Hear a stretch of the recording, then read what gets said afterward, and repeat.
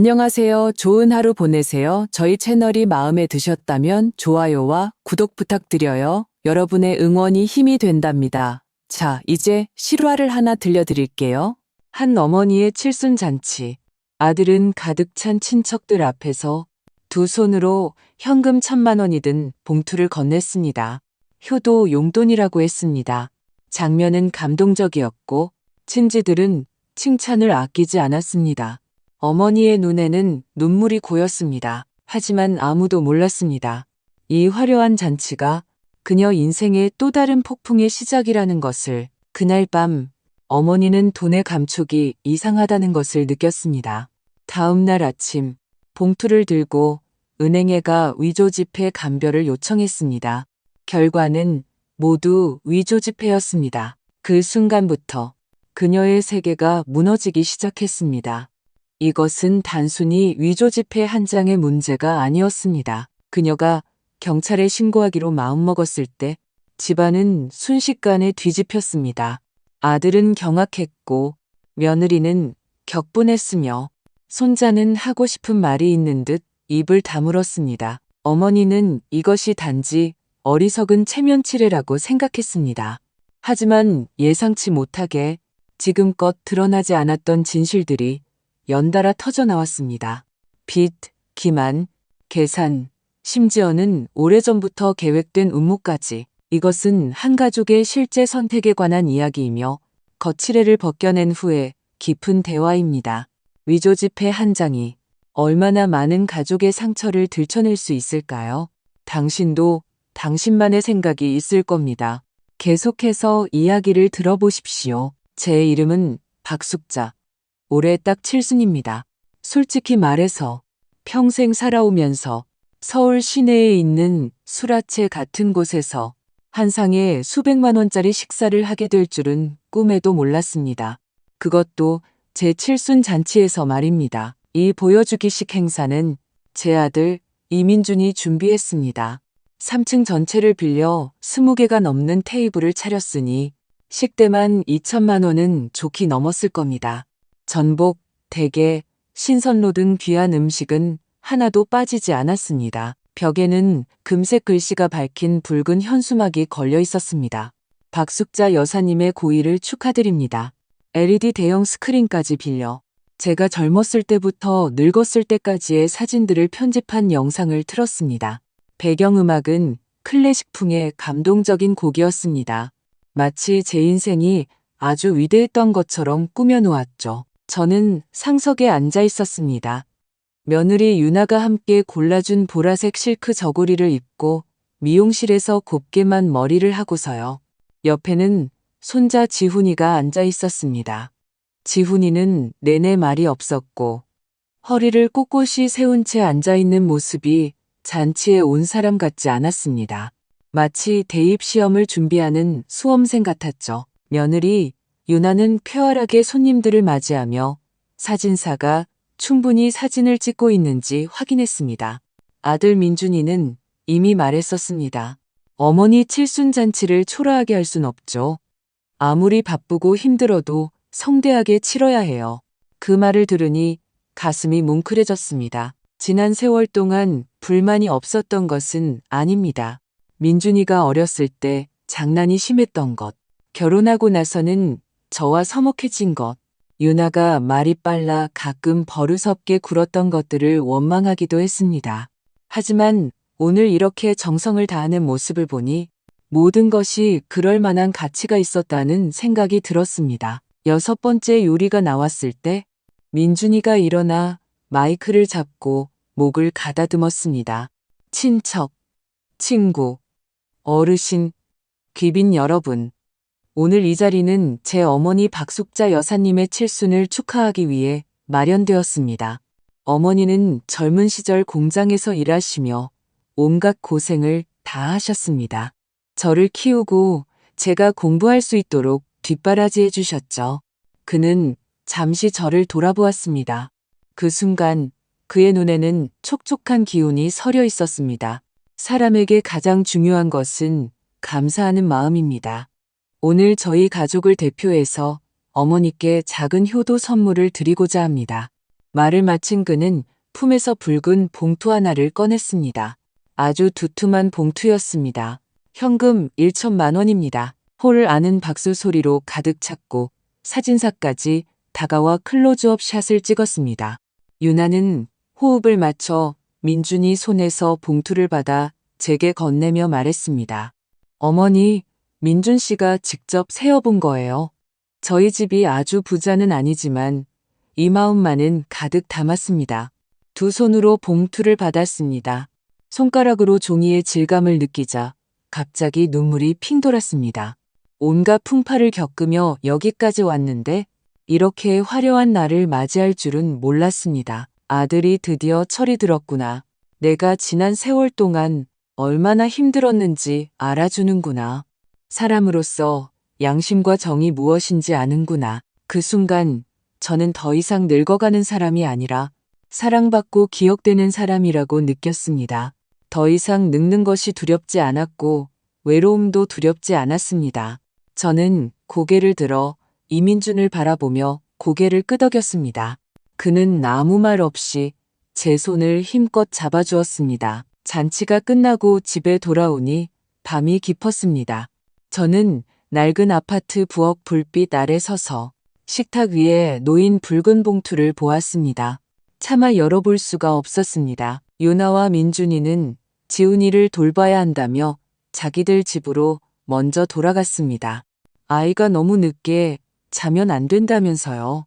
혼자 낡은 집에 남으니 오히려 조용해졌습니다. 아래층 편의점은 아직 불이 켜져 있었고 밖에서는 오토바이 몇 대가 지나가는 소리가 들렸습니다.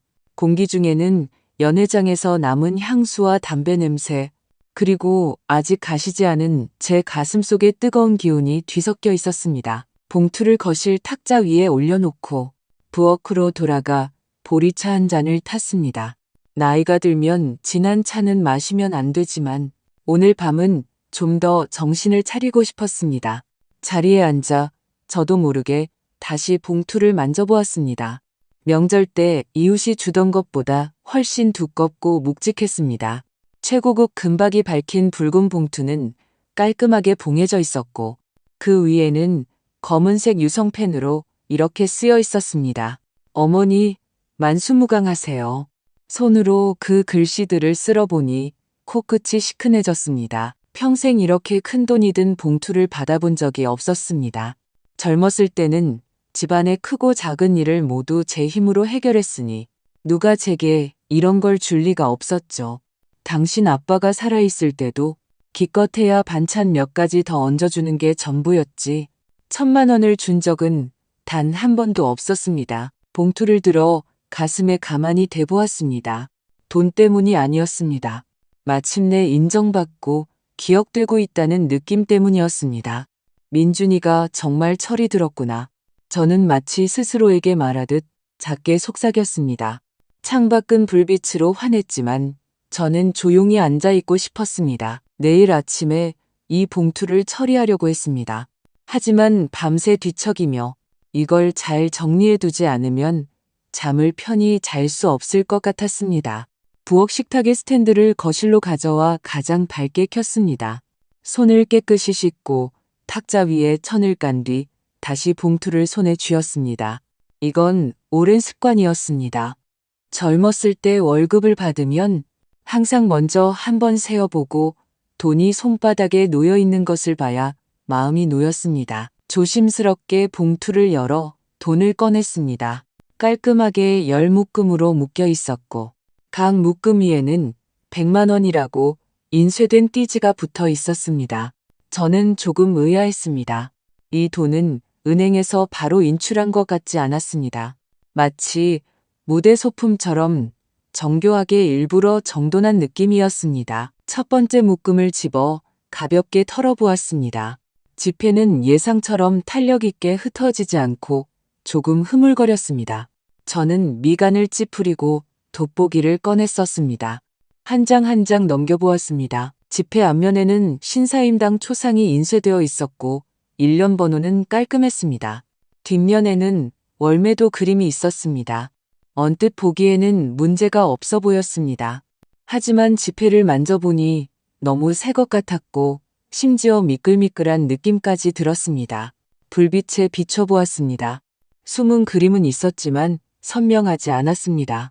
한국은행이라는 글씨도 제 기억보다 몇 개 인쇄된 것 같았습니다. 저는 서랍에 있던 5만 원권 지폐 한 장을 꺼내 비교해 보았습니다. 두 장을 나란히 놓으니 새 지폐의 색이 더 옅었고 모서리가 칼로 자른 것처럼 반듯했습니다. 확신할 수는 없었지만 마음이 서늘해지기 시작했습니다. 설마. 저는 작게 중얼거렸습니다. 요즘은 지폐의 인쇄 기술이 더 정교해진 건가? 아니면 내가 너무 예민한 건가? 저는 모든 지폐를 다시 쌓고 3번이나 다시 세어보았습니다. 1,000만 원, 액수는 맞았습니다. 하지만 그 미묘한 위화감이 가는 바늘처럼 마음을 찔러 도저히 무시할 수 없었습니다. 소파에 앉아 봉투를 쥔 채 한참 동안 침묵했습니다. 결국 참지 못하고 일어나 부엌에서 젓가락을 가져왔습니다. 티슈 위에 지폐 몇 장을 펴고 젓가락으로 모서리를 살짝 말아보았습니다. 진짜 돈은 그렇게 쉽게 말리지 않습니다. 하지만 이 지폐들은 마치 미리 다림질해 놓은 것처럼 거의 탄력이 없었습니다. 스마트폰을 켜서 위조 지폐 감별법을 검색했습니다. 수많은 동영상과 사진 자료가 쏟아져 나왔습니다. 어떤 것은 숨은 그림을 보라고 하고 어떤 것은 촉감을 만져보라고 했습니다. 진짜 돈은 오래 만지면 약간 축축한 느낌이 난다는 사람도 있었습니다. 저는 그 돈들을 손바닥에 놓고 비벼보았습니다. 사람들이 말하는 면직물 같은 느낌은 없고 오히려 복사용지처럼 미끄러운 느낌이었습니다. 보면 볼수록 마음이 차가워졌습니다. 방으로가 가장 아래 서랍을 열어 평소에 숨겨두던 지갑을 꺼냈습니다. 그 안에서 지난달 은행에서 찾은 새 돈 한 장을 꺼냈습니다. 비교해보니 차이가 더 확연했습니다. 은행에서 찾은 지폐는 종이가 약간 더 두껍고 가장자리가 이렇게 반듯하지 않고 자연스러운 굴곡이 있었습니다. 하지만 봉투 속 지폐들은 모두 인쇄기에서 막 나온 것처럼 보였습니다. 일련 번호를 하나하나 확인해 보았습니다.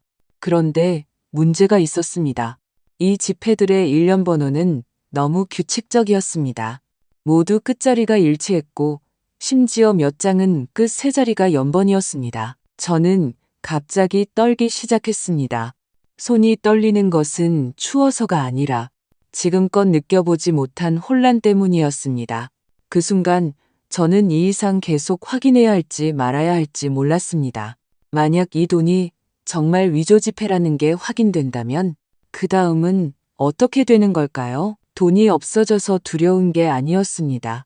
이 체면이 가짜일까봐 우리 가족을 대표해서라고 말하던 민준이의 효심도 가짜일까봐 두려웠습니다. 저는 그 번호가 가지런히 찍힌 종이들을 쳐다보았습니다. 눈앞이 캄캄해졌습니다. 귓가에는 연회장에서 민준이가 했던 말이 다시 맴돌았습니다. 사람에게 가장 중요한 것은 감사하는 마음입니다. 그 순간 그 말이 제 가슴을 짓누르는 돌덩이처럼 느껴졌습니다. 원래는 저를 자랑스럽게 했던 말인데 이제는 숨을 쉴 수 없게 만들었습니다. 그날 밤 저는 거의 잠을 자지 못했습니다. 거실 탁자 위의 돈 묶음은 다시 봉투에 담겨 제 무릎 위에 놓여 있었습니다. 어릴 적 동생을 빼앗길까봐 지키던 것처럼 두 손으로 봉투를 끌어안고 있었습니다. 마음속에서는 수백 번의 생각이 오갔습니다. 민준이는 어릴 때부터 나쁜 아이는 아니었습니다. 만화책을 사려고 제 잔돈을 훔친 적도 있지만 그런 짓 안 해본 아이가 어디 있겠습니까? 그는 학업을 마치고 결혼하고 아이를 낳았습니다. 물론 지난 몇 년간 기복이 있었지만 저는 그를 키운 것을 후회한 적이 없습니다. 하지만 이 돈이 정말 가짜라면 나는 어떻게 해야 할까요? 경찰에 신고해서 모든 것을 까발려야 할까요? 그는 제 아들입니다. 유나는 살가운 며느리는 아니었지만 그와 함께 여러 해를 버텨왔습니다. 게다가 손자 지훈이는 저렇게 착한데 민준이에게 전화해볼까 생각도 했지만 새벽 3시에 무슨 말을 할 수 있겠습니까? 전화하자마자 네가 나한테 위조 지폐를 줬니? 라고 묻고 싶지 않았습니다. 너무 상처가 될 테니까요. 하지만 저 역시 바보인 척 넘어갈 수 있는 사람은 아니었습니다. 밤새도록 생각했습니다. 내 나이 70은 그저 성대한 식사 한 끼하고 봉투 하나 받는 것으로 끝나는 게 아닙니다. 나는 지금까지 살아오면서 어느 정도의 판단력은 갖췄어야 합니다. 남이 나를 속이는 것은 용서할 수 있지만 나 자신을 속이고 싶지는 않았습니다. 동이 트기 시작할 무렵 저는 옷을 갈아입고 봉투를 가방에 넣었습니다. 모자와 마스크를 쓰고 조용히 집을 나섰습니다. 첫 차를 타고 은행으로 향했습니다. 아무에게도 말하지 않았습니다. 이 일을 제 스스로 확실히 해야 했습니다. 돈 때문이 아니라 마음의 평안을 위해서였습니다. 차창 밖으로 서울의 거리가 막 깨어나고 있었습니다. 편의점은 따뜻한 노란 불빛을 밝히고 있었고 몇몇 직장인들은 이미 커피를 들고 횡단보도를 건너고 있었습니다. 저는 창가 자리에 앉아 가방을 꽉 쥐었습니다. 이 길은 단지 은행에 가는 길이 아니었습니다. 제 아들이 도대체 어떤 효심을 제게 주었는지 확인하러 가는 길이었습니다. 아침 8시 반 저는 은행문 앞에 서서 개점을 기다렸습니다. 겨울 서울의 바람은 조금 찼습니다. 저는 목도리를 끌어올렸지만 마음은 더 차가웠습니다. 날씨 때문이 아니었습니다. 그 효도 용돈이 점점 더 뜨거운 감자처럼 느껴졌기 때문입니다. 창구 직원은 젊은 여성이었습니다. 저를 보자 웃으며 말했습니다. 어머님, 일찍 오셨네요. 저는 별말 없이 그 붉은 봉투를 건네며 말했습니다. 이 돈에 문제가 있는지 좀 봐주세요. 그녀는 돈을 넘겨보더니 표정이 변했습니다. 가짜라고 말하지도 않았고 바로 의심하지도 않았습니다. 그저 행동이 느려지더니 작은 목소리로 말했습니다. 어머님, 이 지폐들 저희 시스템에 있는 것과 종이가 좀 다른데요. 제가 책임자님께 한번 봐달라고 해도 될까요? 몇 분 후 안경을 쓴 50대 남성 책임자가 나왔습니다. 그는 지폐 2장을 넘겨보고 불빛에 비춰보고 종이 가장자리를 만져보았습니다. 아무 말도 하지 않고 서랍에서 붉은 도장이 찍힌 종이를 꺼냈습니다. 박숙자 여사님, 이 지폐들은 저희가 입금 처리해드릴 수 없습니다. 예비 판정 결과 위조의 혐의가 있습니다. 경찰에 신고하시는 것을 권장합니다. 저희는 절차에 따라 5장을 보관하고 나머지는 가져가셔도 됩니다. 저는 마치 망치로 머리를 맞은 것 같았습니다. 아무 말도 할 수 없어 그저 고개를 끄덕였습니다. 은행을 나와서 바로 경찰에 신고하지는 않았습니다. 가방을 들고 근처 식당으로 들어가 따뜻한 국밥 한 그릇을 시켰습니다. 구석에 앉아 한 숟가 정도 뜨지 않았습니다. 돈은 위조 지폐였습니다. 이것은 거의 확정된 사실이었습니다. 하지만 마음속은 소용돌이쳤습니다. 정말 경찰에 신고해야 할까? 신고하면 어떻게 될까? 아들이 잡혀갈까? 손자는 나를 어떻게 볼까? 친척들은 단톡방에서 할머니가 아들을 경찰에 신고했다고 떠들어댈까? 저는 과거 민준이가 제게 돈을 빌렸던 몇 번의 일을 떠올렸습니다. 첫 번째는 4년 전 직장을 옮기기 전이라 돈이 부족하다며 300만 원을 빌려갔습니다. 두 번째는 유나가 부업을 시작하고 싶다며 500만 원을 가져갔습니다. 가장 최근은 작년 4월 세금을 내야 한다며 급히 1,000만 원을 요구했습니다. 그는 단호하게 말했습니다. 어머니, 2달 안에 꼭 갚을게요. 저는 차용증도 받지 않았습니다. 지금까지 한 푼도 돌려받지 못했습니다. 생각할수록 속이 상했습니다. 이 효도 용돈도 그저 빈자리를 메우기 위해 보여주기식으로 준 것은 아닐까? 이미 식어버린 국물을 한 모금 마셨습니다. 집으로 돌아와 소파에 앉아 전화기를 몇 분간 쳐다보았습니다. 결국 전화를 걸었습니다. 여보세요? 민준이니? 네, 엄마. 웬일이세요? 오늘 쉬신다고 일찍 주무시라면서요. 나 오늘 아침에 은행에 갔었어. 어제 네가 준 봉투를 입금하려고 했는데 직원이 좀 문제가 있다고 하더라.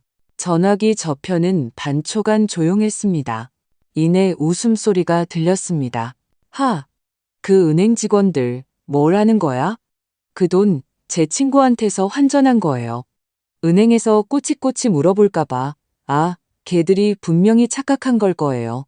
친구, 어떤 친구? 제가 다그쳐 물었습니다. 그냥 친구예요. 엄마는 모르는 사람. 예전에 큰돈 바꿀 때 도와줬던 친구. 그 돈은 어디서 난 거니? 너 요즘 아직도 투자 프로젝트 한다고 하지 않았니?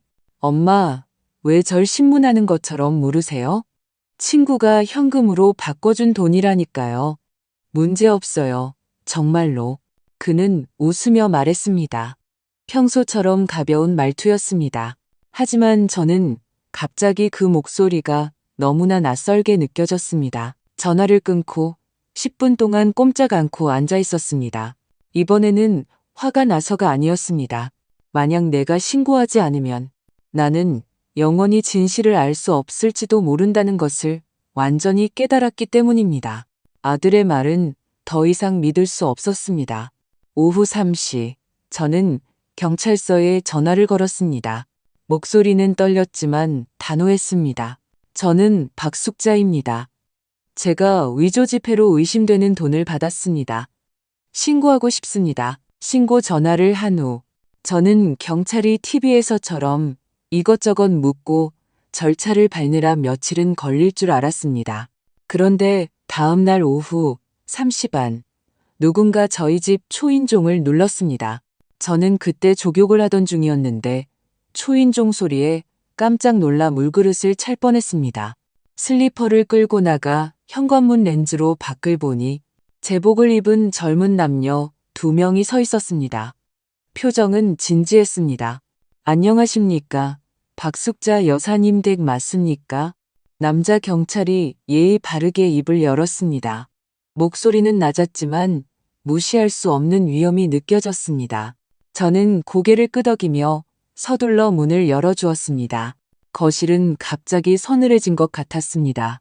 저는 그 봉투와 지폐 뭉치를 그들에게 건넸습니다. 손바닥에 땀이 나는 것을 느꼈습니다. 어제 은행에 갔더니 이 돈에 문제가 있다고 하더라고요. 전 잘 몰라서 혹시 제가 잘못한 건지도 모르겠지만 이건 제 아들이 준 효도 용돈이라서요. 확실히 해야 할 것 같아서요. 저는 최대한 목소리를 차분하게 유지하려 했습니다. 남자 경찰은 김 형사라고 했습니다. 아주 젊었지만 말투는 온화했습니다. 여사님, 잘하셨습니다. 저희는 먼저 지폐를 기록하고 사진을 찍은 후 감정을 위해 가져가야 합니다.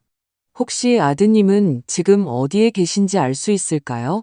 저는 잠시 망설이다가 솔직하게 말했습니다. 회사에 갔어요. 강남에서 일하는데 저녁에나 돌아올 거예요. 제가 오라고 할까요? 네, 자금 출처에 대해 설명을 요청해야 하니 협조해 주시면 감사하겠습니다.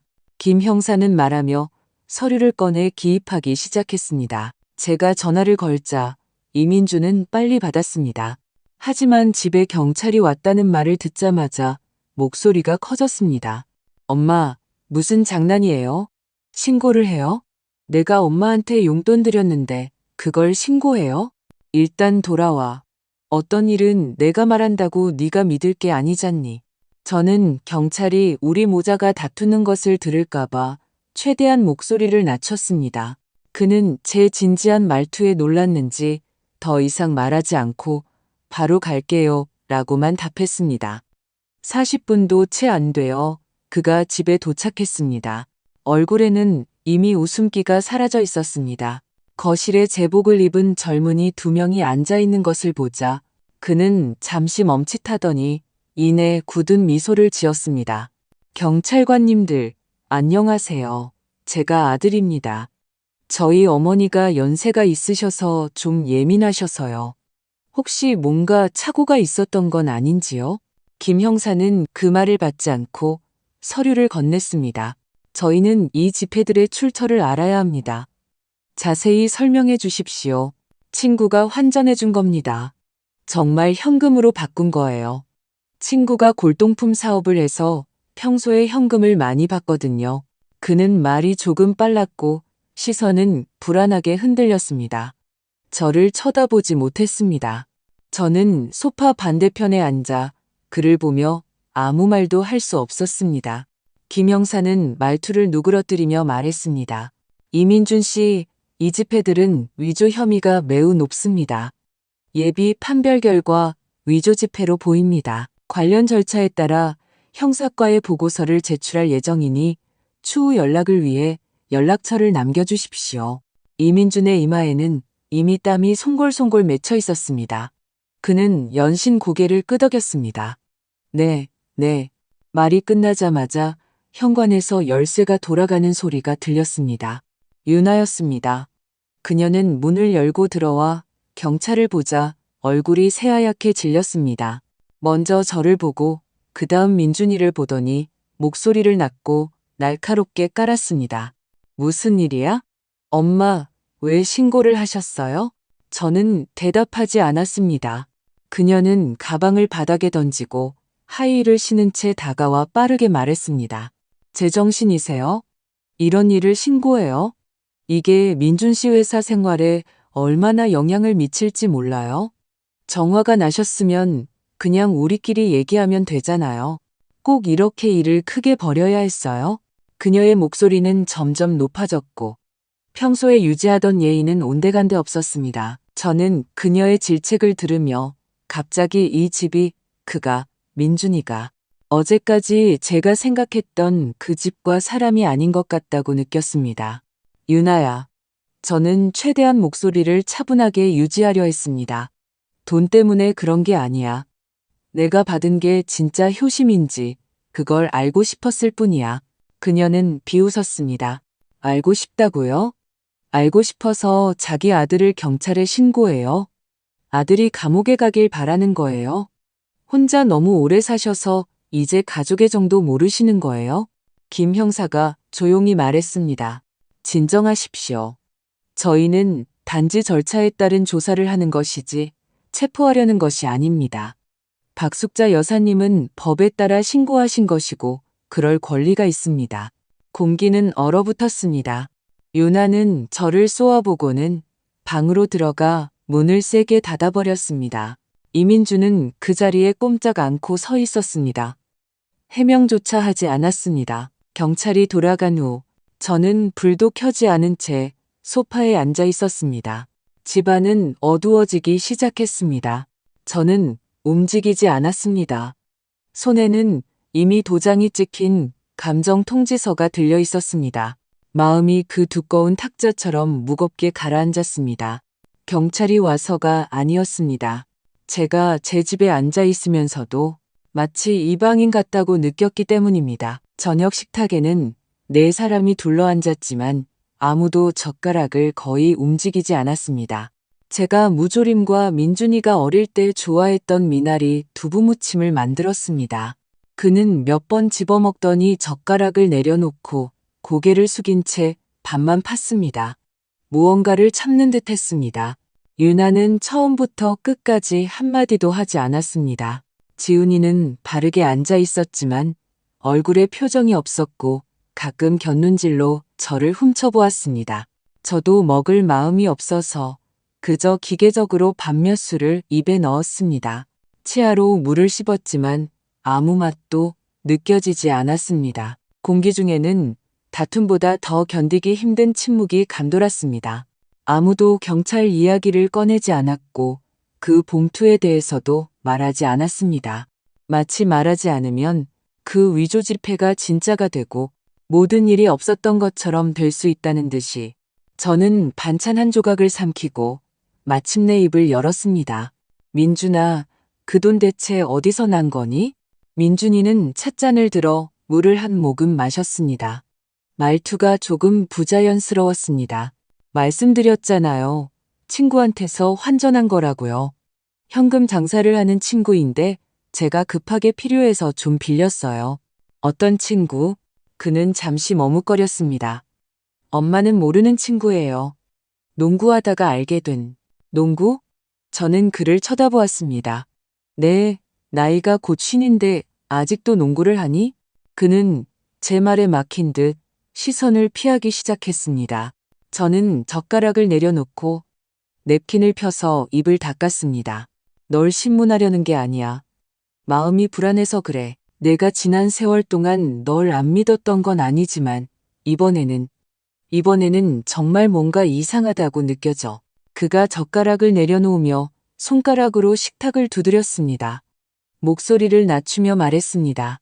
엄마, 무슨 뜻이에요? 제가 직접 만들었다고 의심하시는 거예요? 그런 말 한 적 없어. 저는 그를 보았습니다. 목소리는 크지 않았지만 아주 분명했습니다. 나는 단지 내가 그 돈이 진짜인지 가짜인지 확인해 봤는지, 정말 제대로 본 적이 있는지, 아니면 이미 알고 있었는지 알고 싶을 뿐이야. 그의 미간이 순식간에 찌푸려졌습니다. 목소리가 반톤 높아졌습니다. 제가 진짜인지 가짜인지 어떻게 알아요? 받자마자 바로 봉투에 넣어서 엄마한테 드렸는데 제가 위조지폐 감별사도 아니고 네가 정말 몰랐다면 그건 너무 부주의했던 거고 만약 알고도 나한테 줬다면 그건 저는 말을 끝내지 않고 천천히 밥그릇을 제자리로 옮겼습니다. 그가 갑자기 웃었습니다. 아주 건조한 웃음이었습니다. 어머니 마음속에서는 제가 그런 사람이었군요. 내 마음속에서 네가 어떤 사람이냐가 아니라 네가 지난 몇 년간 무슨 짓을 했기에 내가 이렇게 생각할 수밖에 없게 만들었냐는 거지. 그가 벌떡 일어났습니다. 의자가 바닥에 끌리며 귀에 거슬리는 소리를 냈습니다. 엄마, 연세 드셔서 뭐든 다 안 좋게만 보시는 거예요? 저희도 이제 어릴 때가 아니잖아요. 무슨 일만 있으면 옛날 얘기 꺼내시고 끝도 없잖아요. 저는 대꾸하지 않고 그저 그를 바라보았습니다. 유나가 낮은 목소리로 그만해요라고 말했지만 그를 다시 자리에 앉히지는 않았습니다. 저는 가볍게 한숨을 쉬고 말투를 누그러뜨렸습니다. 내가 70평생 살면서 나를 속인 사람은 많았어. 모르는 사람도 있었고 아는 사람도 있었지. 하지만 나는 항상 네가 아무리 못나도 나를 바보 취급하지는 않을 거라고 믿었어. 전 그런 적 없어요. 그가 갑자기 소리쳤습니다. 저는 고개를 끄덕이고 그릇을 들고 부엌으로 들어갔습니다. 그를 등지고 섰을 때 그가 중얼거리는 소리가 들렸습니다. 이럴 줄 알았으면 그 봉투 주지 말 걸 그랬어. 저는 아무 말도 하지 않았고 돌아보지도 않았습니다. 부엌의 물소리가 다른 소리들을 덮었습니다. 눈물은 떨어지지 않았지만 그 차가움이 손가락 끝에서부터 심장까지 퍼져나갔습니다. 어떤 일은 당신이 그것을 알아차린 순간부터 이미 되돌릴 수 없게 됩니다. 그날 설거지는 저 혼자 다 했습니다. 지훈이가 부엌으로 들어와 접시를 정리하는 것을 도와주며 조용히 말했습니다. 할머니, 죄송해요. 저는 그의 손등을 토닥이며 말했습니다. 내 탓이 아니야. 그는 아무 말 없이 제가 마지막 그릇을 닦을 때까지 그곳에 서 있었습니다. 밤바람이 세게 불어 창문이 삐걱거렸습니다. 저는 방에 앉아 가계부를 보는 척하며 평정을 가장했지만 귀는 계속 아래층의 발소리에 쏠려 있었습니다. 유나가 샤워를 마치고 나왔습니다. 그 파란색 실내복을 입고 슬리퍼를 신은 채 부엌으로 터벅터벅 걸어 들어갔습니다. 그녀는 냉장고를 열어 우유 한 병을 꺼내고는 문을 세게 닫았습니다. 그러더니 갑자기 부엌문 앞에 서서 저를 쳐다보았습니다. 어머니, 저희한테 설명해 주셔야 하는 거 아니에요? 저는 고개를 들었습니다. 말투는 온화했습니다.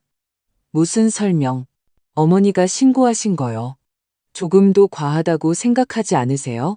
그녀의 목소리는 민준이처럼 높지는 않았지만 한 글자 한 글자가 바늘처럼 사람을 찔러 긴장하게 만들었습니다.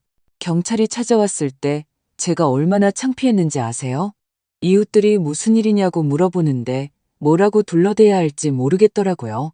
저는 아무 말 없이 가계부를 내려놓았습니다. 그녀는 말을 이었습니다. 설령 그 돈이 가짜였다고 해도 이렇게 하시면 안 되죠. 어머니는 그 사람 엄마잖아요. 세상에 어떤 엄마가 아들을 고소해요? 저는 그녀를 보았습니다. 목소리는 여전히 높지 않았습니다. 나는 아들을 고소한 게 아니야. 내가 받은 위조 지폐를 신고했을 뿐이야. 이건 시민으로서 내 권리야. 권리요?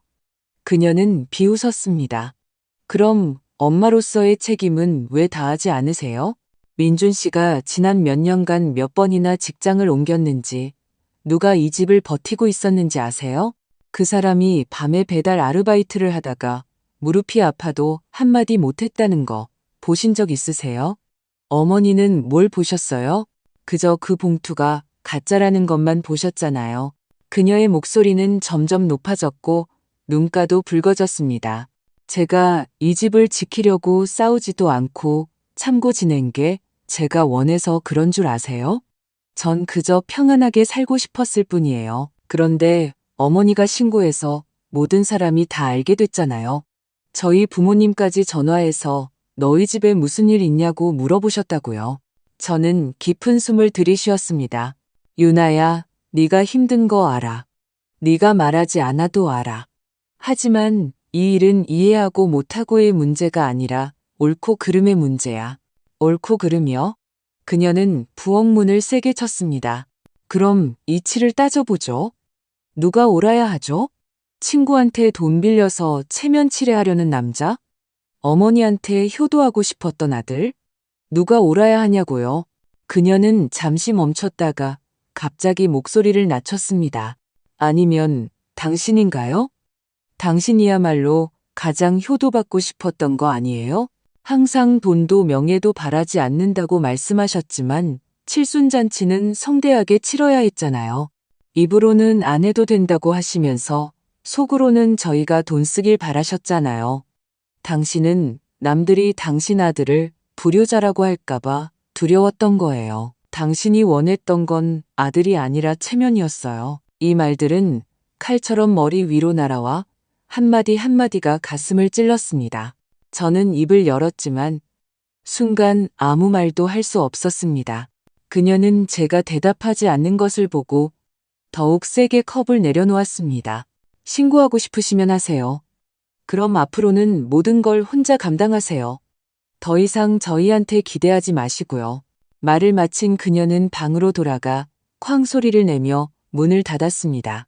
집안은 순식간에 조용해졌습니다. 남은 것은 냉장고가 조용히 작동하는 소리와 뚜껑이 덜 닫힌 우유병에서 보글보글 거품이 이는 소리뿐이었습니다. 저는 부엌 문 앞에 서서 문틀을 잡고 오랫동안 움직이지 않았습니다.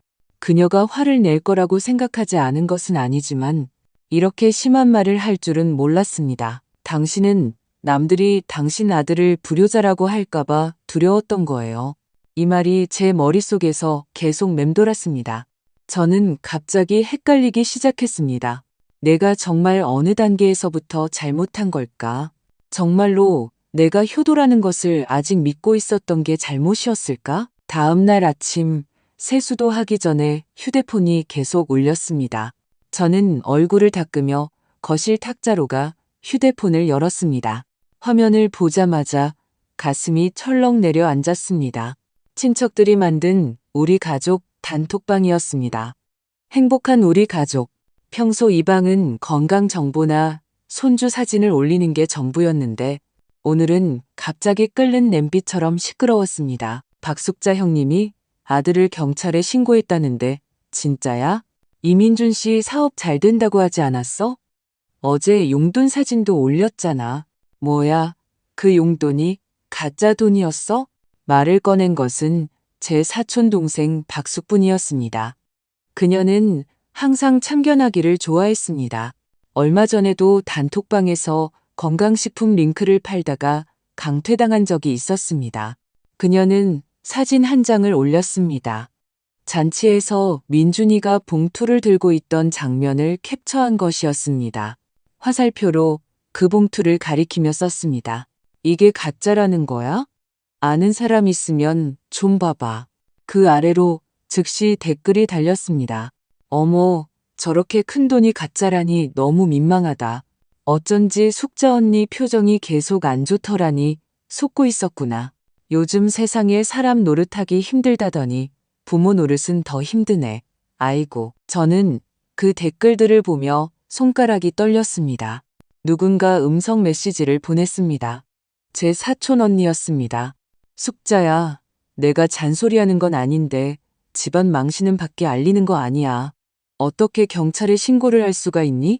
그냥 돈 좀 그런 거 가지고 애가 잠시 철이 없었던 건데 네가 그렇게까지 해야 했어? 저는 이를 악물고 답장하지 않았습니다. 하지만 마음은 이미 바늘에 수없이 찔린 듯 아팠습니다. 그때 제 큰언니 박수영이 개인 메시지를 보냈습니다. 셋째야, 너 요즘 기분 안 좋은 일 있니? 다들 네가 갱년기가 안 지나서 그런 거 아니냐고, 아니면 너무 오래 외출을 안 해서 그런 거 아니냐고 하더라. 너무 꼬아서 생각하지 마. 어른이 한 발 물러서야 자식들이 한 발 나아갈 수 있는 거야. 저는 그 문장을 쳐다보며 냉소를 지었습니다. 한 발 물러서라고? 내 나이 70이야. 내가 충분히 물러서지 않았다는 말인가? 내가 오늘 이 지경까지 물러서서 가짜 돈을 받고도 한마디 못하고 계속 웃으며 이 아이 마음이 참 예쁘구나라고 말해야 한다는 건가? 저는 천천히 입력창을 열어 8글자를 입력했습니다. 상황도 모르면서 말하지 마세요. 그리고 저는 그 가족 단톡방을 나갔습니다. 아주 깔끔하게 한마디 말도 남기지 않았습니다. 휴대폰을 끈 순간 갑자기 귓가가 조용해졌습니다. 슬프지 않은 것은 아니었습니다. 하지만 저는 마침내 알게 되었습니다. 진정으로 사람을 서운하게 하는 것은 남들이 나를 이해해주지 않는 것이 아니라 내가 가장 가깝다고 믿었던 사람들이 이미 나를 소중히 여기지 않고 있었다는 사실이었습니다. 저는 베란다에 앉아 잠시 햇볕을 쬐었습니다. 바람이 아주 차게 불었지만 저는 외투를 걸치지 않았습니다. 많은 옛날 일을 생각했습니다. 민준이가 어렸을 때 넘어져서 무릎이 다 까졌을 때 제가 그를 안고 파상풍 주사를 맞으러 갔습니다. 그는 엄마라고 울부짖었습니다. 저는 그를 꼭 안고 말했습니다. 엄마 여기 있어. 무서워하지 마. 그때는 그가 주사를 무서워해서 제가 그 앞에 서서 막아주었습니다. 지금은 제가 그가 나를 더 깊이 상처 입힐까봐 두려운데 그는 계속해서 저에게 물러서라고만 합니다. 이건 더 이상 가족의 정이 아니었습니다. 이건 일방통행이었습니다. 저는 앞으로 나아가는데 그는 뒤로만 물러서는 그날 밤 저는 일찍 씻었지만 잠이 오지 않았습니다. 날씨가 쌀쌀해지기 시작했고 가을바람에 창문이 덜컹거렸습니다. 저는 외투를 걸치고 베란다에 앉아 따뜻한 물 한 잔을 손에 들고 있었습니다. 이 온기가 몸 안으로 스며들기를 바랐지만 마음은 끝내 따뜻해지지 않았습니다. 문이 조용히 열리는 소리가 났습니다. 돌아보니 지훈이었습니다. 그는 실내복 바지를 입고 가벼운 발걸음으로 다가왔습니다. 손에는 스마트폰을 들고 있었습니다. 할머니, 여기 앉아도 돼요? 제가 고개를 끄덕이자 그는 제 옆에 앉았습니다. 엉덩이가 의자에 닿자마자 다시 일어났습니다. 제가 담요 가져올게요. 잠시 후 그는 총총걸음으로 돌아와 제게 담요를 덮어주고 다시 의자에 앉았습니다. 고개를 숙인 채 스마트폰 케이스를 만지작거리는 것이 마음속에 할 말이 있는 듯 했습니다. 많이 속상하세요? 그가 낮은 목소리로 물었습니다. 저는 응이라고 짧게 대답했습니다. 그는 잠시 망설이다가 입술을 깨물었습니다. 마치 무언가 결심한 듯 했습니다. 할머니, 제가 말씀드려야 할지 모르겠는 얘기가 있어요. 저는 그를 바라보았습니다. 그는 천천히 입을 열었습니다. 목소리는 아주 낮았습니다. 그날 밤에 화장실 가려고 일어났는데 아빠랑 엄마가 방에서 속삭이는 소리를 들었어요. 아빠가 엄마도 이제 연세도 많으시고 반응도 느리고 외출도 잘 안 하시니까 이참에 잔치 성대하게 치러드리고 용인에 있는 그 요양원으로 보내는 게 어떠냐고 했어요. 저는 마치 찬물을 뒤집어 쓴 것 같았습니다. 지훈이는 말을 이었습니다. 아빠가 또 엄마가 거기 들어가시면 우리도 편해지고 이 낡은 집 비워두는 것도 소용없으니 기회 봐서 집 명의를 내 앞으로 돌리고 그걸 담보로 대출받으면 급한 불은 끌 수 있다고 했어요. 저는 저도 모르게 손에 힘을 주었습니다. 찻잔이 달그락 소리를 내며 떨어질 뻔했습니다. 내 엄마는? 저는 최대한 목소리를 차분하게 유지하려 했습니다. 그는 고개를 저었습니다. 엄마는 반대하지 않았어요. 그냥 당신 생각에 엄마가 협조할 것 같아. 라고 물었어요. 아빠는 잔치 끝나고 기분 좋으실 때 잘 구슬리면 된다고 했어요. 저는 눈을 감았습니다. 머릿속이 쾅 하고 터지는 것 같았습니다. 이 잔치는 감사를 표하는 것도 효도하는 것도 저를 화려하고 체면 있게 칠순을 맞게 해주려는 것도 아니었습니다. 그것은 단지 포석이었습니다. 저를 떠나보내기 위한 예고편이었습니다. 그들이 제게 봉투를 준 것은 길을 닦는 것이었고 친척들을 부른 것은 연극을 한 것이었습니다. 그 사람에게 가장 중요한 것은 감사하는 마음입니다라는 말은 결말이 정해진 대사였던 것입니다. 할머니, 지훈이가 저를 조용히 불렀습니다. 저는 눈을 떴습니다. 밤바람이 길모퉁이 편의점 불빛을 실어와 방 안을 비췄습니다. 저는 갑자기 이 집안의 모든 풍경이 텅 비어버린 것 같다고 느꼈습니다. 마치 이미 텅 빈 극장처럼 알려줘서 고맙다. 저는 조용히 말했습니다. 저는 고개를 돌려 그를 보았습니다. 사람이 살면서 가장 무서운 건 가난한 게 아니야. 자기 자신을 속이고 남도 속이는 거지. 지훈이는 고개를 끄덕이며 제 어깨에 기댔습니다. 바람이 다시 불었습니다. 저는 담요를 우리 둘 위로 끌어당겼습니다. 이번에 저는 마음속으로 완전히 깨달았습니다. 위조 지폐는 거칠애였고 요양원과 집담보가 진짜 속내였습니다. 효도를 연기한 것은 이별이 진짜 목적이었던 것입니다. 이 판은 제가 진 것이 아니라 마침내 무대 위의 연극을 똑똑히 보게 된 것이었습니다. 그 후 며칠간 저는 제대로 잠을 자지 못했습니다. 머릿속에는 그 봉투와 잔치에서 마이크를 잡고 말하던 그의 모습이 계속 맴돌았습니다.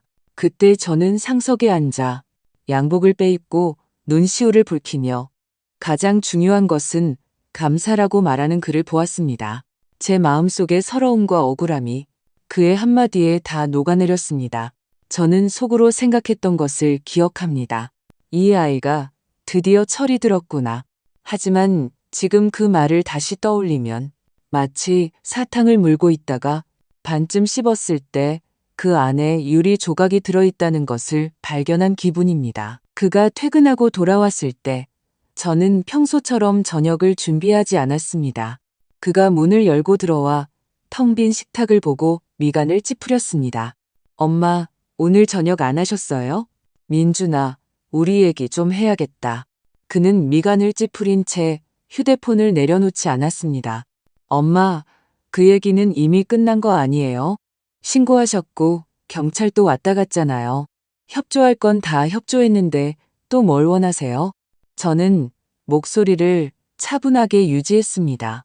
법 얘기를 하려는 게 아니야. 사람 마음 얘기를 하려는 거야. 그는 한숨을 쉬고 휴대폰을 던지듯 내려놓고 소파에 다가왔습니다. 두 손을 배 위에 겹쳐놓고 말했습니다. 하시고 싶은 말씀하세요. 듣고 있을게요. 저는 고개를 끄덕였습니다. 그 1,000만 원 가짜인 거 알고 있었니? 그는 눈을 두어 번 깜빡이더니 웃었습니다. 엄마, 너무 예민하세요. 제가 말씀드렸잖아요. 친구한테서 환전한 거라고요. 현금 장사를 하는 친구인데 제가 급하게 필요해서 그 친구한테 받았어요.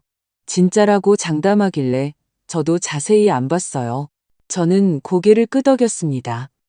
말투는 차분했습니다. 그래서 너는 받아서 세어보지도 않고 만져보지도 않고 불빛에 비춰보지도 않고 그대로 봉투에 넣어서 나한테 준 거구나. 그는 숨을 들이쉬었습니다. 조금 짜증 섞인 말투였습니다. 엄마, 그때는 잔치가 코앞이라 정신이 하나도 없었어요. 그냥 엄마를 기쁘게 해드리고 싶었을 뿐이에요. 엄마가 항상 사람은 격식을 차려야 한다고 하셨잖아요. 저는 가볍게 웃었습니다. 그래, 내가 그랬지. 하지만 가짜 돈으로도 격식을 차릴 수 있다고는 말한 적 없어. 그는 얼굴을 굳혔습니다. 제가 일부러 그런 게 아니라고 말씀드렸잖아요. 도대체 뭘 더 원하세요? 저는 그를 보았습니다. 목소리를 아주 낮게 깔았지만 한마디 한마디가 분명하게 밝혔습니다. 돈 때문에 그런 게 아니야. 그는 미간을 찌푸리며 낮은 목소리로 말했습니다. 그럼 도대체 왜 이렇게 저를 몰아세우세요? 네가 나를 속였기 때문이야. 저는 이미 텅 빈 봉투가 놓인 식탁을 가리켰습니다. 너는 나한테 10,000원을 주든 5,000원을 주든 아니면 카드 한 장을 줬어도 돼. 나는 신경 안 썼을 거야. 효도라는 건 원래 돈으로 따지는 게 아니니까 내 마음에 달린 거고 네가 이 집에 엄마라는 사람이 있다는 걸 기억하느냐에 달린 거야.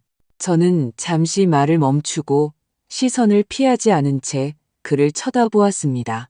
하지만 너는 가짜로 나를 속이면 안 됐어. 사람들 앞에 서서 감사를 말하고 저를 키워주셨다고 말하면서 한편으로는 인쇄소에서 나온 종이 뭉치를 내 손에 쥐어줬어. 그건 효도가 아니야. 그건 나를 모욕한 거야. 내가 그 돈을 셀 때 심장이 도둑질하는 것처럼 뛰었어. 내가 얼마나 두려웠는지 아니? 네가 정말 나를 사람 취급도 안 하는 것 같아서. 민준이는 입술을 움직였지만 아무 말도 하지 못했습니다. 그저 고개를 숙인 채 저와 눈을 마주치지 못했습니다. 저는 말을 이었습니다. 너는 능력이 없는 게 아니야. 남들이 너를 불효자라고 할까봐 두려워서 가짜를 꾸며낸 거지. 너는 나를 신경 쓰지 않는 게 아니야. 네가 무슨 짓을 했는지 정면으로 마주할 용기가 없는 거야. 저는 조용히 한숨을 쉬었습니다. 내가 이 나이가 되니 돈이 많고 적고는 다 초월했어. 네가 아무리 많이 줘도 내가 몇 년이나 쓰겠니? 하지만 네가 가짜 정으로 나를 달래려고 한다면 내가 평생 너한테 대가 없이 베푼 사랑이 전부 우스워지는 거야. 그는 잠긴 목소리로 말했습니다. 정말 드리고 싶었어요. 하지만 1,000,000원을 마련할 수가 없었어요. 차마 말씀드릴 면목이 없어서 일단 이렇게 한 거예요. 저는 갑자기 쓴웃음을 지었습니다. 네가 면목이 없어서 가짜로 내 입을 막으려고 한 거구나. 내가 그걸 발견했을 때 내 마음이 얼마나 아플지는 생각 안 해봤니? 그는 오랫동안 침묵했습니다. 마치 그 말에 목이 막힌 듯 숨소리만 들렸습니다. 저는 그를 쳐다보며 마지막 질문을 천천히 던졌습니다. 그리고 너 나를 요양원에 보내고 이 집을 담보로 잡을 계획도 하고 있었지? 그의 눈이 흔들렸습니다. 마치 무슨 말인지 못 들은 것처럼 저는 변함없는 말투로 말했습니다. 요양원 집담보. 네가 한 말 맞니? 누가 그래요? 제가 언제? 그는 웃었습니다. 아주 부자연스러운 웃음이었습니다. 엄마, 어디서 그런 이상한 소리를 들으셨어요?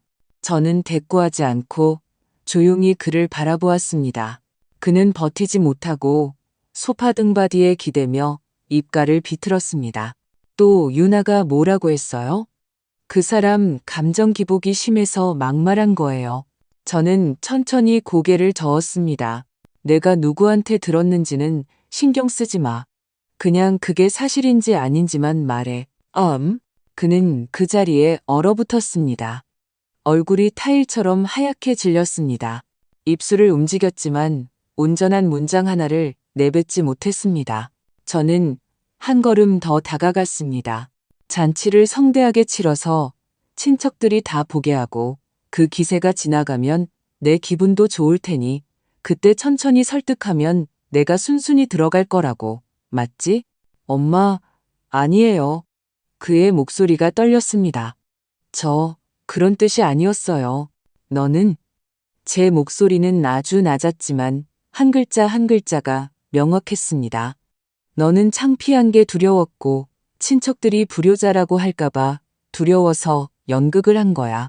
하지만 내가 여기 남는 게 두려웠고 내가 늙어서 방해될까봐 두려웠고 무엇보다 이 모든 걸 내가 알게 될까봐 두려웠지. 그래서 잔치로 추악함을 가리고 위조 지폐로 입을 막은 거야. 그는 변명하려 입을 열었지만 표정에는 당황함만 가득했습니다. 저는 조용히 말했습니다. 어렸을 때 내 옷자락을 잡고 엄마, 우리 집은 언제 텔레비전 생겨? 라고 묻던 내 모습 기억나니? 그때 내 눈은 아주 맑았는데 지금 너는 나를 마치 부동산 가치가 얼마인지 계산하듯 쳐다보고 있구나. 그의 입술이 떨렸습니다. 아니에요라는 말은 끝내 나오지 않았습니다. 저는 그를 쳐다보며 거의 숨소리만 남은 목소리로 말했습니다. 너는 그럴 용기조차 없구나. 네가 마음속으로 이미 나를 어떻게 처리할지 다 정해놓고도 그걸 인정할 용기가 없어서 아직도 나한테 효도한다고 거짓말을 하는구나. 민준아, 너는 나를 서운하게 한 게 아니야. 너는 자기 엄마를 계산하는 사람이라는 걸 내가 똑똑히 보게 해준 거야. 저는 일어섰습니다. 더 이상 그를 쳐다보지 않았습니다. 너는 내가 외면하는 아들이 아니라 내가 다시는 믿을 수 없는 아들이야. 제가 방으로 돌아가 문을 닫을 때 그는 그 자리에 서 있었습니다. 마치 현장에서 발각된 사기꾼처럼 꼼짝도 하지 않았습니다. 그리고 제 마음속에는 단 하나의 생각만 남았습니다. 나는 외로운 것은 두렵지 않다. 하지만 내 평생의 사랑이 탐욕을 가리는 천으로 쓰이는 것은 두렵다. 사흘 후 저는 경찰서 김 형사에게서 전화를 받았습니다. 위조 지폐 사건의 예비 결과가 나왔으니 경찰서에 한번 와달라는 것이었습니다. 저는 휴대폰을 쥔 채 그 자리에 서 있었습니다. 손가락이 차가웠습니다. 집에 아무에게도 말하지 않고 간단히 회색 스웨터만 걸치고 버스를 타고 경찰서로 갔습니다. 김 형사는 회의실에서 저를 기다리고 있었습니다. 여전히 예의 바른 얼굴이었지만 표정은 지난번보다 더 진지했습니다. 그는 저를 앉게 하고 조용히 말했습니다. 여사님, 받으신 위조 지폐의 출처를 알아냈습니다. 저는 고개를 끄덕였지만 아무 말도 하지 않았습니다. 그는 복사된 자료 한 묶음을 건넸습니다. 자금 흐름 보고서와 증거물 사진이 있었습니다. 그는 천천히 설명했습니다. 이 위조 지폐들은 시중에서는 거의 볼 수 없는 고품질 위조품입니다. 제작 근원지는 국내가 아니라 마카오의 지하 카지노 주변 소규모 환치기 조직에서 유통된 것입니다. 저는 잠시 멈칫했습니다. 카지노라고요? 네. 그가 고개를 끄덕였습니다. 저희가 이민준 씨의 지난 1년간의 계좌를 조회해 본 결과 마카오 출입 기록이 빈번했습니다. 특히 연초부터 9월 사이에 한두 달에 한 번꼴로 갔더군요. 그 사람 명의로 된 제3자 금융 플랫폼의 청구서도 있는데 등록 주소가 마카오 그랜드 리스보아 호텔 근처입니다. 제 등이 오싹해졌습니다. 그 애가 도박을. 현재로서는 그렇습니다. 그는 비실명 계좌로 송금했으며 해당 카지노 조직이 제공하는 도박빚 대환 서비스를 받았습니다.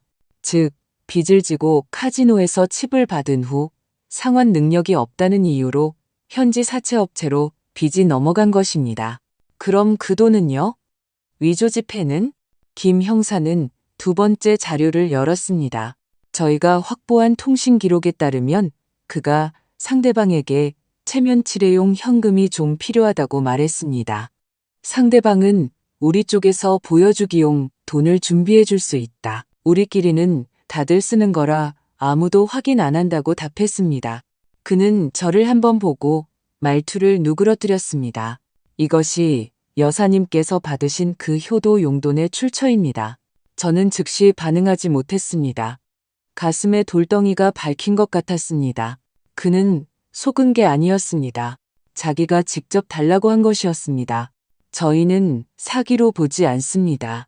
그는 이 돈이 은행 시스템에 들어갈 수 없고 ATM에서도 사용할 수 없다는 것을 명확히 알고 있었습니다. 그럼에도 불구하고 그는 이 돈을 효도 선물로 포장했습니다. 저는 고개를 끄덕였습니다. 회의실은 조용해졌습니다. 김 형사는 조용히 말했습니다. 여사님, 받아들이기 힘드시다는 것 압니다. 하지만 법적으로 저희는 자금 세탁 의도와 불법 자금 유통 여부를 계속 조사할 것입니다. 가정사에 대해서는 저희가 개입하지 않겠습니다. 저는 고개를 저었습니다. 목소리는 아주 낮았습니다. 고맙습니다. 법은 둘째치고 이제는 엄마로서 얼굴을 들 수가 없게 생겼네요. 조서를 다 쓰고 경찰서를 나왔을 때 햇볕이 눈부셨습니다. 저는 제가 신고한 것이 답을 찾기 위해서라고 생각했습니다. 이제야 깨달았습니다. 정말로 저를 무너뜨린 것은 그 위조 지폐가 아니라 답이 상상보다 훨씬 더 더러웠다는 사실이었습니다. 집으로 가는 길에 저는 버스에서 내리지 않고 한 바퀴를 다 돌았습니다. 강남대로를 끝까지 가봤습니다. 집에 돌아가기 싫어서가 아니었습니다. 제 자신에게 숨 쉴 시간을 주고 싶었습니다. 1,000만 원의 위조 지폐는 아들이 어쩔 수 없이 한 선택이 아니었습니다. 그것은 그가 효자 행세를 하기 위해 카지노에 구걸해서 얻어온 사기극이었습니다. 그는 효도할 방법이 없었던 게 아니라 애초에 저를 진심으로 대해야 할 사람으로 여기지 않았던 것입니다. 그날 저녁 초인종이 3번 울렸습니다. 저는 부엌에서 쌀을 씻다가 소리에 잠시 멈칫했습니다. 소파에 웅크리고 있던 민준이가 순간 몸을 바로 세웠습니다. 눈에는 당황함이 번뜩였습니다. 엄마, 혹시... 저는 그를 무시하고 손을 닫고 문을 열러갔습니다. 문 밖에는 김 형사와 2명의 경찰이 서 있었습니다. 표정은 평소와 같았지만 눈에는 확신이 서려 있었습니다. 박숙자 여사님, 저희는 이민준 씨를 찾아왔습니다. 정식 조사를 위해 협조를 요청합니다. 민준이는 그 말을 듣자 몸에서 뼈가 빠져나간 듯 주저앉았습니다. 김 형사님, 그냥 상황만 파악하신다고 하지 않으셨어요? 왜 또? 김 형사는 무표정했습니다. 저희가 확보한 새로운 증거에 따르면 당신은 자금 흐름, 해외 위조 지폐 유입 등 핵심 혐의에 연루되어 있습니다. 경찰서로 동행하여 진술하셔야 합니다. 그때 유나가 방에서 나왔습니다. 머리를 닦으며 누구세요?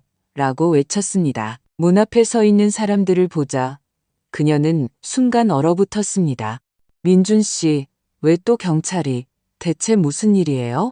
민준이는 대답하지 않고 입술을 꽉 다물었습니다. 유나는 저를 바라보며 제게서 설명을 들으려는 듯 했습니다.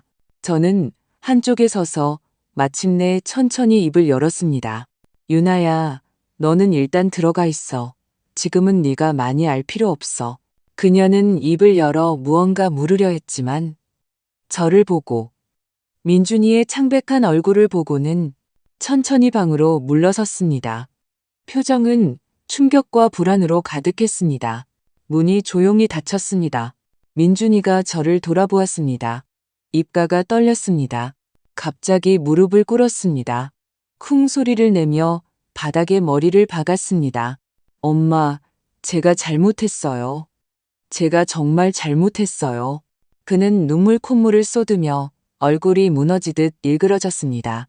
원래는 그냥 돈 좀 빌리려고 했는데 점점 더 깊이 빠져들었어요. 제가 너무 어리석었어요. 엄마 창피하실까봐, 엄마 실망하실까봐, 엄마를 해치려던 게 아니었어요. 그냥 버티고 싶었어요. 저는 서서 그의 울부짖음을 들었습니다. 마치 라디오에서 흘러나오는 낡은 연극 같았습니다. 역겨울 정도로 가짜였습니다. 네가 창피할까봐 나한테 위조 지폐를 줬고 남들이 불효자라고 할까봐 잔치를 열어 연극을 했구나. 네가 그 사람이 떠날까봐 빚재기도 안 했고 너는 모든 게 두려웠구나. 하지만 이 모든 게 탈로 나는 것만은 두렵지 않았구나. 엄마, 제발요. 이제는 제가 잘못했다는 거 알아요. 제가 뭘 하면 될까요? 제가 다 책임질게요. 빚도 갚고 배달도 하고 막노동이라도 할게요. 제발요. 저는 천천히 고개를 저었습니다. 그의 그 모습을 보니 갑자기 너무나 낯설게 느껴졌습니다. 너는 원래부터 불효했던 게 아니야. 너는 너무 약삭발랐던 거지. 내가 마음 약한 걸 알고 효도를 내세워 나를 속인 거야. 경찰이 다가와 그를 부축해 일으켰습니다. 그는 저항하지 않았습니다. 그저 온몸이 국수처럼 흐물거렸습니다. 유나가 안에서 나와 벽에 기대 주저앉았습니다. 도대체 나한테 얼마나 많은 걸 숨긴 거야. 저는 부엌으로 가스레인지 위에 물을 껐습니다. 그리고 천천히 현관으로 돌아왔습니다. 민준이가 저를 돌아보았습니다. 눈에는 무력감, 억울함, 공포, 그리고 용서받고 싶어하는 한 줄기 환상이 섞여 있었습니다. 저는 멈춰서서 조용하지만 분명하게 말했습니다. 너도 이제 40이 넘었어, 민준아. 그 나이에는 더 이상 남이 내 뒤를 닦아주길 기대하면 안 돼. 스스로 책임지는 법을 배워야 해. 내가 네 엄마라서가 아니라 네가 어른이기 때문이야. 그는 마치 그 자리에 못 박힌 듯 서 있었습니다.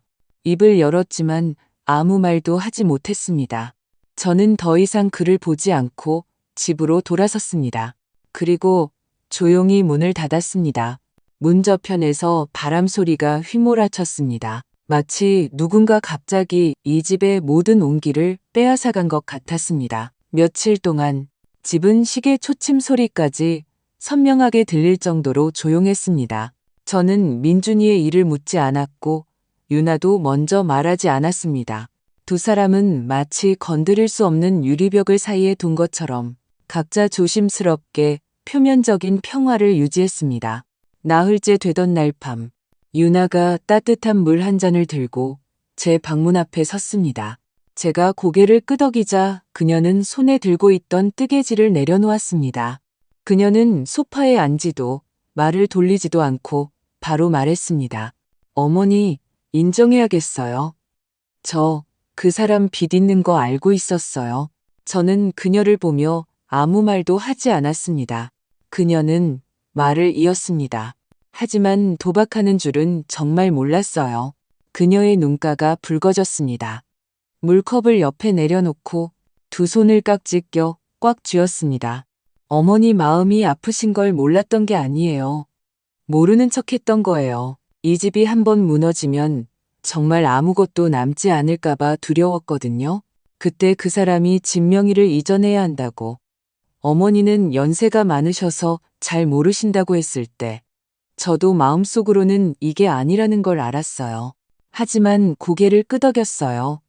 일을 크게 벌이지만 않으면 어떻게든 집은 유지될 거라고 생각했어요. 어머니가 신고하신 날 제가 화를 낸 건 어머니가 틀렸다고 생각해서가 아니었어요. 제가 두려웠기 때문이에요. 그녀는 숨을 들이쉬며 감정을 억누르려 애썼습니다. 어머니가 신고해서 그 사람이 잡혀가면 우리 세 사람이 다 흩어질까봐 두려웠어요. 그때 제 머릿속에는 오직 이 겉모습만이라도 온전한 집을 어떻게 지킬까 하는 생각뿐이었어요. 어머니가 어떤 기분이실지는 전혀 생각하지 않았어요. 어머니는 집에서 혼자 그 배신감과 모욕감을 견디고 계셨는데 저는 진실한 말 한마디도 해드리지 않았어요. 어머니, 저 그날 밤에 정말로 어머니를 요양원에 보내려는 생각도 했었어요. 그녀는 고개를 들었습니다. 눈에는 후회가 가득했습니다. 어머니를 미워해서가 아니었어요. 그냥 저희가 엉망인 걸 어머니가 보실까봐, 어머니가 한마디 하실까봐, 집을 거두어 가실까봐, 저희를 더 이상 돌봐주지 않으실까봐 두려웠어요. 제가 이기적이었던 거 인정해요, 어머니. 이 집을 지키고 싶어서 결국 어머니를 먼저 버렸어요. 저는 조용히 그녀를 바라보았습니다. 마음속에 시큼함과 함께 무거운 감정이 일었습니다. 유나야, 네가 가정이 무너질까봐 두려웠다는 거 이해해. 하지만 두려움이 변명이 될 수는 없어. 제 말투에는 책망은 없었지만 외면할 수 없는 단호함이 깃들어 있었습니다. 나는 너희가 보호해야 할 물건도 아니고 그저 돈 관리하고 밥이나 하는 어른도 아니야. 나는 네 시어머니고 너희 집안에서 정말로 살아있는 사람이야. 그녀의 눈에서 눈물이 흘러내렸습니다. 어머니, 제가 정말 잘못했다는 거 알아요. 저는 고개를 끄덕이고 일어나 서랍에서 종이 몇 장을 꺼냈습니다. 더 이상 싸우거나 욕하고 싶지 않아. 다만 이 집이 앞으로 어떻게 될지 우리 앉아서 명확히 얘기해야 할 것 같아. 이틀 후 토요일 저녁, 부엌에서는 마늘과 간장 냄새가 풍겼습니다. 저는 민준이가 좋아했던 미나리 두부무침과 지훈이가 좋아하는 계란찜을 만들었습니다. 화해해서가 아니었습니다. 가족이 함께 앉아 밥 한 끼 먹을 수 있다는 것이 바로 시작이기 때문이었습니다. 식탁에 우리 세 사람이 앉았습니다. 아무도 오늘 무슨 얘기를 할지 말하지 않았고 회의라는 단어도 없었습니다. 마치 예전의 평범한 저녁 식사처럼 천천히 반찬을 짚고 천천히 말을 나누었습니다. 식사를 하던 중 저는 두부 한 조각을 유나의 그릇에 놓아주며 무심코 말했습니다. 앞으로 너희가 어떻게 살지는 내가 상관 안 해. 하지만 몇 가지는 확실히 하고 싶구나. 그녀는 젓가락을 내려놓고 진지하게 저를 바라보았습니다. 내가 살아있는 동안 집 문제는 나한테 돌려 말하지 마. 요양원은 내가 안 가겠다는 게 아니라 떠밀려서 가고 싶지 않다는 거야. 내가 조용히 지내고 싶어지면 그때 내가 알아서 말할게. 저는 그녀를 한번 보고 다시 지훈이를 보았습니다. 나는 너희가 남들에게 보여주기 위해 효도하는 건 필요 없어. 더 이상 체면 차리는 안파도 듣고 싶지 않아. 앞으로 정말 나한테 무언가 해주고 싶으면 나랑 같이 시장 한 바퀴 도는 게 그 봉투보다 훨씬 나아. 지훈이가 젓가락을 물고 웃었습니다. 할머니, 다음에 제가 시장 같이 가드릴게요. 저도 모르게 웃음이 터져 나왔습니다. 그리고 한 가지 더. 저는 잠시 말을 멈췄습니다. 앞으로는 한 달에 한 번 세 사람 모두 제대로 된 밥을 먹자. 우리 셋이 앉아서 진심을 좀 나누자. 유나는 조용히 고개를 끄덕였습니다. 시선은 더 이상 피하지 않았습니다. 종이에 쓴 규칙은 없었지만 한마디 한마디가 식탁 위에 조용히 씨앗을 심는 것 같았습니다. 가족은 규정이나 제도로 버티는 것이 아니었습니다. 이런 한마디 말, 한 그릇의 반찬, 조용히 함께 먹는 한 끼의 식사로 천천히 이어지는 것이었습니다. 그날부터 우리 세 사람은 무언가 짐을 내려놓은 것 같았습니다. 과거를 잊은 것은 아니었습니다. 마침내 진짜 가족의 분위기는 당신이 계속해서 밥을 먹으러 돌아오고 싶은 바로 그 식탁이라는 것을 알게 된 것이었습니다. 햇살이 베란다에서 비스듬히 들어와 거실 탁자 옆 편지 한 통에 떨어졌습니다. 이민준의 글씨는 여전히 삐뚤빼뚤했고 마지막 문장에는 오타까지 나서 검은 펜으로 억지로 고쳐놓았습니다. 어머니, 구치소에서는 아침 오시면 일어나요. 처음으로 일찍 일어나는 게 돈을 벌기 위해서가 아니라 무언가를 명확히 생각하기 위해서라는 걸 깨달았어요. 저는 죄를 인정하고 형을 살겠습니다. 1년 반의 시간을 성실히 채우고 나면 어머니가 더 이상 저를 믿지 않으시더라도 지훈이가 저를 아빠라고 부를 만한 자격이 있는 사람으로 살고 싶어요. 저는 편지를 접어 서랍에 넣고 아무렇지 않은 척 따뜻한 물 한 잔을 따랐습니다. 그가 들어간 지 벌써 8개월이 다 되어갑니다. 형기는 1년 3개월이었습니다. 법원은 무겁지도 가볍지도 않은 판결을 내렸습니다.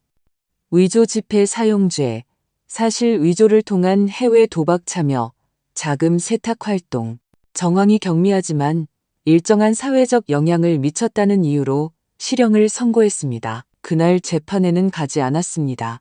화를 내서도 슬퍼서도 아니었습니다.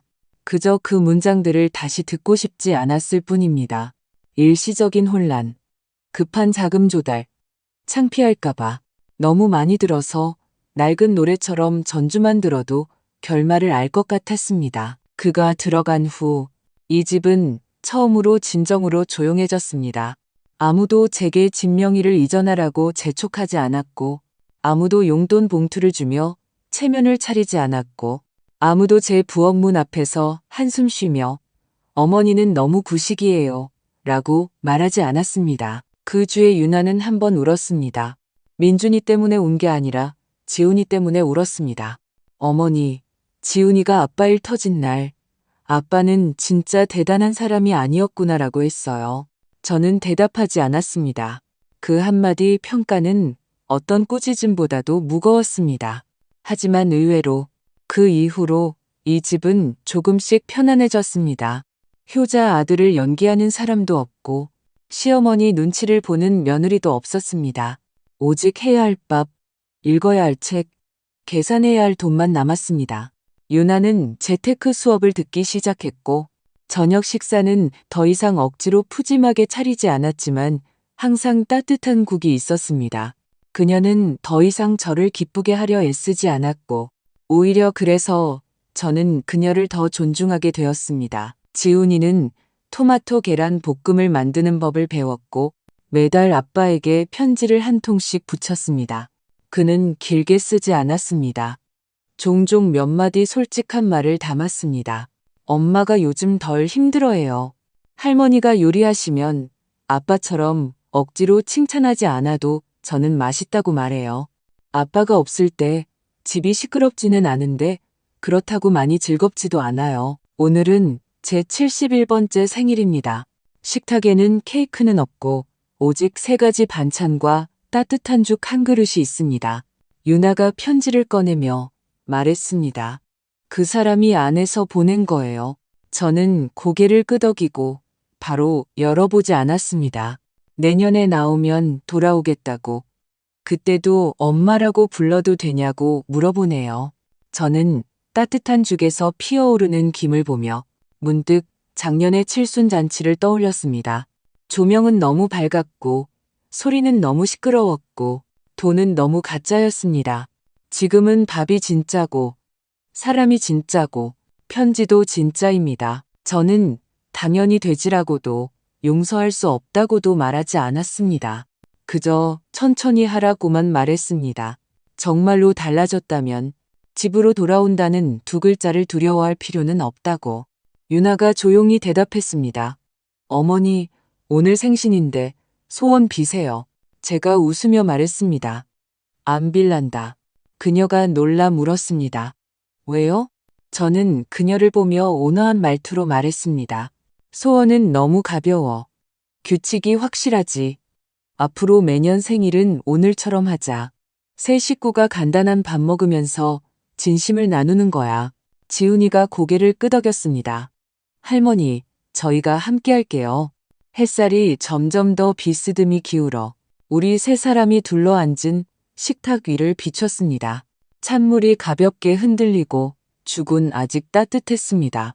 이민주는 없었지만 우리 살아있는 사람들은 마침내 제대로 된 삶을 살기 시작했습니다. 이 이야기에 대해 어떻게 생각하십니까?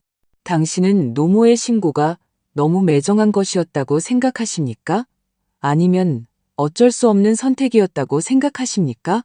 위조 지폐 뒤에 숨겨진 것은 가족의 균열일까요? 아니면 진작에 벗겨냈어야 할 거짓말일까요?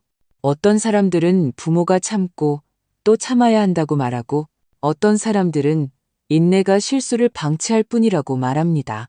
그렇다면 당신은 어떠신가요? 만약 당신이 이 어머니였다면 진실을 밝히는 것을 선택하시겠습니까? 아니면 침묵을 선택하시겠습니까? 댓글로 당신의 의견을 들려주세요. 당신이 어느 쪽을 지지하든 저희는 당신의 생각을 듣고 싶습니다. 이것은 한 개인의 공경이 아니라 많은 가정이 직면하고 있을지 모를 현실적인 선택이기 때문입니다. 저희는 나눔이 누군가를 비난하기 위함이 아니라 더 많은 사람들에게 보여주기 위함이라고 믿습니다.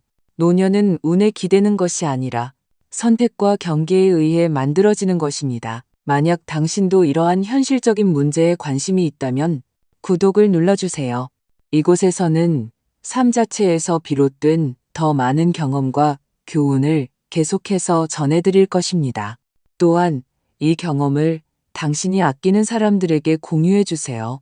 우리 함께 다른 사람의 경험을 통해 방향을 명확히 보고 자신의 길을 어떻게 잘 걸어갈지 배워나갑시다.